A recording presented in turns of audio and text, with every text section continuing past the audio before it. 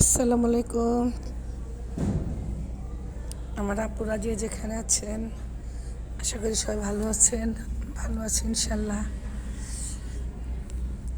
দেখি ফেসবুক কতদিন আমি এইভাবে চালাই, কতদিন চলবো। আসলাম ছোট্ট একটা ভিডিও নিয়ে। আজকে আমি রান্না করব টমেটো দিয়ে ডিম ভুনা। আমি ডিমগুলো আগে সিদ্ধ করে নিচ্ছিলাম, এখন একটু ভেজে নিচ্ছি। আমি যতই চেষ্টা করি ভালো করে কাজ করার জন্য, কিন্তু হয়ে ওঠে না, কেন জানি না। এখন তো নিয়মিত ভিডিও ছাড়ি, চেষ্টা করি 2-3টা ছাড়ার জন্য, বড় একটা ছাড়ার জন্য। তারপর আমার পেজটা কী হয়, একদিন ভালো থাকলে এক সপ্তাহে পুরো খারাপ থাকে, বুঝতে পারি না অবশ্য। ডিমটা ভেজে নিলাম। এখন আমি ডিমটা উঠাই চুলায় দিয়ে দেবো পেঁয়াজ, কাঁচামরিচ সব একসাথে, টমেটো, পেঁয়াজ, কাঁচামরিচ সব একসাথে দিয়ে দিব। এটাকে একটু ভাজা ভাজা করব, কারণ ডিম ভুনা তো এখানে অনেক বেশি মশলা না দিলেও চলে। তারপরও টমেটো দিচ্ছি আমি আবার, যার জন্য ওইরকম বেশি মশলা দেওয়া লাগে না, হালকা মশলা দিলেই। আমার কাছে ডিম ভুনাটা খুব ভালো লাগে, অনেক ভালো লাগে। একটুখানি পানি দিয়ে দিলাম যেন মশলাটা কষানো হয়, এই জন্য। টমেটোটা একদম গলে যায়, গ্রেভিটা যেন সুন্দর হয়, এই জন্য আর কি। একটু হালকা একটু পানি দিয়ে দিলাম।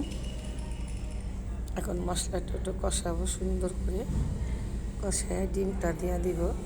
আমি এখানে 3টা ডিম নিয়েছি। আমি ভাজার সময় একটু কেচে দিচ্ছি, তারপরও আবার মনে হয় একটু ভাঙ্গা দিতে হবে, নাহলে খাওয়া যাবে না, আমি খাইতে পারি না। আমি একটু ডিমটা ভাঙ্গা দিলে মনে হয় মশলাটা ভিতরে ঢুকলে ভালো লাগে আর কি, আমার কাছে ভালো লাগে। আশা করি কোন কোন আপনার কাছে ভালো লাগে বলবেন। ডিম ভুনা তো সহজ খাবার, কিন্তু এটা খুব মজাদার খাবার। আগে প্রায় সময় আমাদের ঘরে ডিম রান্না হতো, বেশি বেশি আমরা ভাই বোন বেশি ছিলাম, বলতাম মারে, মা ডিম আজকে বেশি করে, ডিমের সারাদিন ডিম খাবো, ডিমের তরকারি ভাত খাবো। এখন আর ওটা হয় না, কারণ মা নাই, মা না থাকলে যা হয়।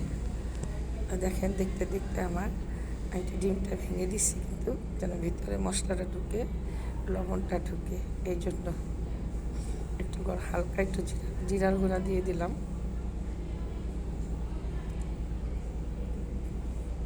প্রায় আমার রান্নাটা হয়ে গেছে।